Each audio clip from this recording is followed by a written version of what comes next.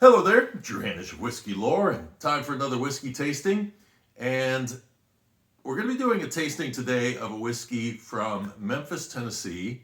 Actually, it's from Indiana, but it made its way through Memphis, Tennessee, and whiskeys were brought together to create this particular whiskey. It is Huling Station. It is from Old Dominick. Old Dominick is in Memphis, within walking distance of Beale Street. So if you're ever down on Beale Street and you want to go visit a distillery, this is the place to go. It's a great tour, wonderful building that they've basically reconditioned and turned into this distillery. It's a nice full-featured tour, and when you get to the end of the tour, you get an opportunity to taste their line of whiskeys, and their gin actually is a gin that I really do enjoy, and I'm not a gin drinker, but this one stands out to me because it is a lot more in the licorice, the black licorice range, and to me, I'm not a juniper fan, but I am a licorice fan, so that one kind of wins me over. Now they have a wheated whiskey, meaning that it's 51% or more wheat. They have a bourbon, which is a high rye bourbon, and then they have this blend, which is both of them, which was a experiment by Alex Castle, their master distiller, who thought one day, wonder what would happen if I mix these two together. She did a 50-50 mix, and she said, oh, this is pretty interesting. So she took the high rye bourbon, and she took the wheated whiskey, and I'm going to give you the proportions here. I love doing the calculations to figure out what the actual mash bill of something is. But so she takes these two, she blends them together, and goes, wow, this is really interesting. And we're in an age where blend is now finally becoming not so much of a dirty word.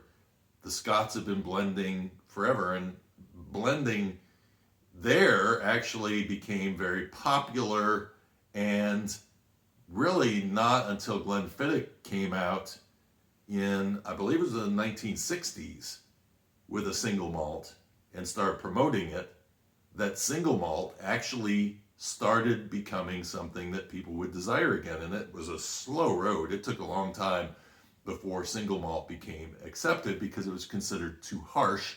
And people in the 70s, 80s, and 90s, this was part of the reason why there was a whiskey depression, is because people's palates had gone to drinking clear spirits, and so gin and vodka had taken over, and whiskey had pretty much just kind of disappeared. In fact, in America, they came out with something called light whiskey, which was basically taking a whiskey and distilling it so high that you basically kill off a lot of the corn influence and any of the other grains that you're using in there, and you're basically aging a vodka, something very close to a vodka.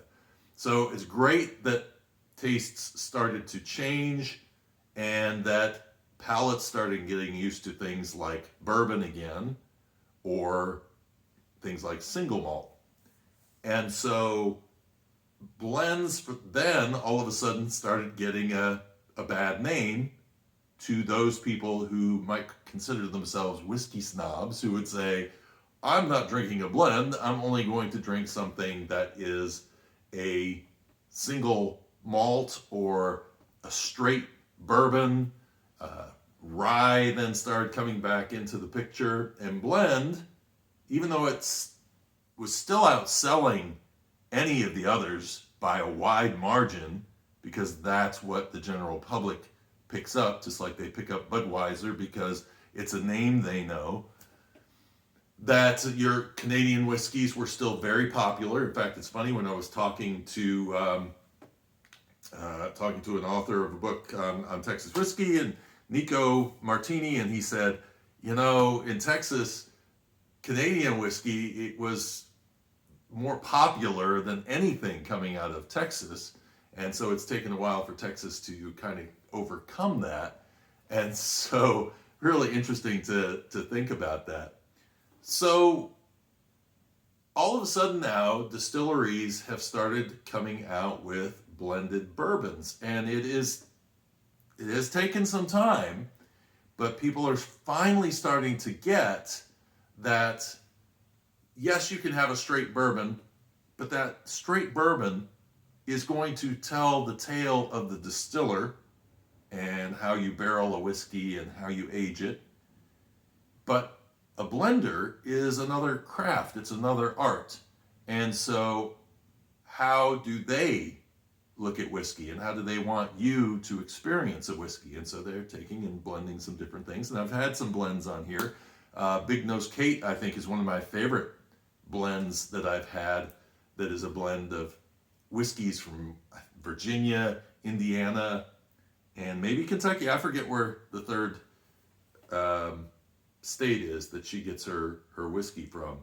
But a completely different craft and very, very interesting. People who drink scotch will know Compass Box. Compass Box, basically a blender, giving you a different experience with whiskeys, but doing a more elevated version of it, or one that's not a mass marketed thing like a Johnny Walker. I mean, Johnny Walker has Johnny Walker Blue. That's an elevated, older aged expression, or it's made of older age expressions. So, this blend idea is fascinating. And I had a chance, I was at the Rippey House in Lawrenceburg, Kentucky, and Alex came out and did a presentation. I had, on that tour, I had actually, I was driving around Tennessee and Kentucky. I had gone to Old Dominick, tasted everything, and they got a chance to experience her telling the story about this whiskey and how she came up with it. Basically, just one day decided to blend two whiskeys together and see what the heck happens. So she just did a 50-50 blend, is really all she did. And if you want to hear her story, by the way, I have a Whiskey Lore the interview with her on the podcast. So definitely one to check out, because she's a Kentucky girl that has ended up in Tennessee, and she's doing some really interesting things. And in fact, has just released Old Dominick whiskey, which is their first in-house distilled. So you can actually now taste what she is creating there. So when I tasted the lineup, I actually like this over the wheated whiskey and over the high rye bourbon. It's a really nice blend of the two. So let's go ahead and do a nosing and tasting on this. And on the nose, right away, you get the caramel, a little bit of that rye. The rye is hard to nail down. It's not I can't say it's an herbally rye. Can't say it's an earthy rye. I'm not sure. It's just, it gives you that smell of rye, but it doesn't necessarily head in one direction or the other. A little bit of oak, some sawdust coming in. I'd like to nail down where that sawdust note comes from, whether that's from, a particular type of, they're all oak barrels, American oak barrels, but maybe more toasting that they're doing. Hard to say. So the mash bill on this, there are two mash bills. So the first mash bill is the high rye, which is 52% corn, 44% rye, 4% malted barley. The other half of this is a wheat whiskey, which means that it has to be 51% or more wheat in the mash bill. Well, they definitely covered that, because it is 83% wheat, 12% corn, and 5% malted barley. So me, being the amateur mathematician that I am, I put them together and basically added it all together and then divided by 2. And here is what I ended up with. 51.5% wheat, 32% corn, 27% rye, and 4.5% malted barley. The rye stands out. I think the wheated whiskey even though there's more wheat in this than anything else, I think it just softens it a little bit. And maybe that's the reason why the rye doesn't necessarily have an overly defined direction that it's going in. So let's jump in and do a tasting. Cheers.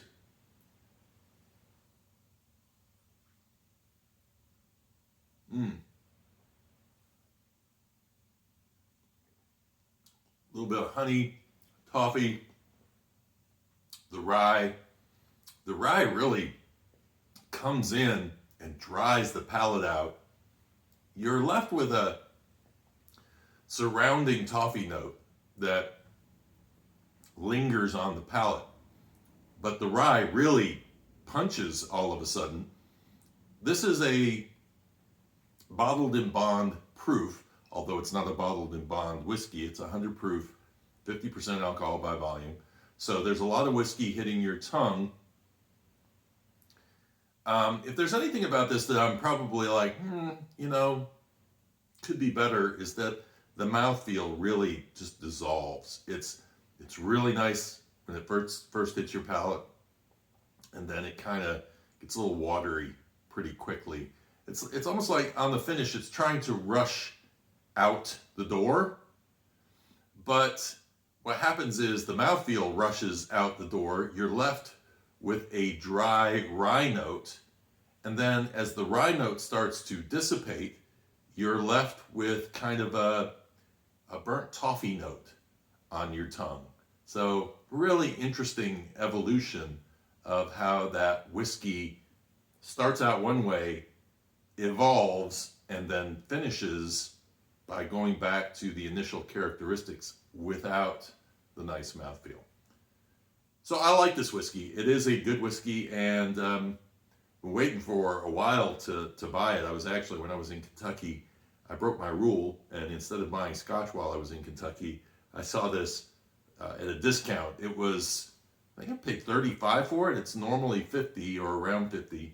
So I said, I've been talking about getting this thing forever, so I might as well just go ahead and purchase a bottle of it now so that I have it around, especially because there's not a lot of blends in my cabinet, and it gives me an opportunity to talk a little bit about blends. And so when I'm doing tastings with people and talking through things, this gives me an opportunity to say, hey, blends have a lot of character to them. They're a different craft than what is the distiller's craft in a straight bourbon or a single malt whiskey.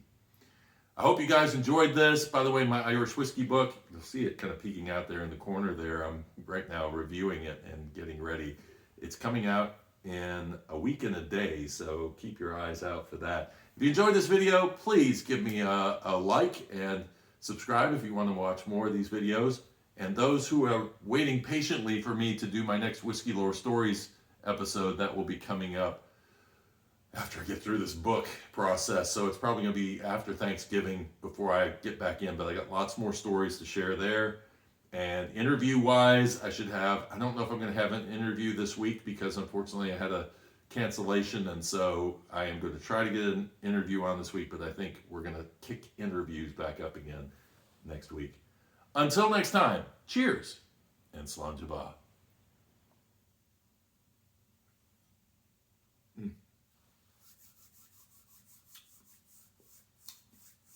Nice.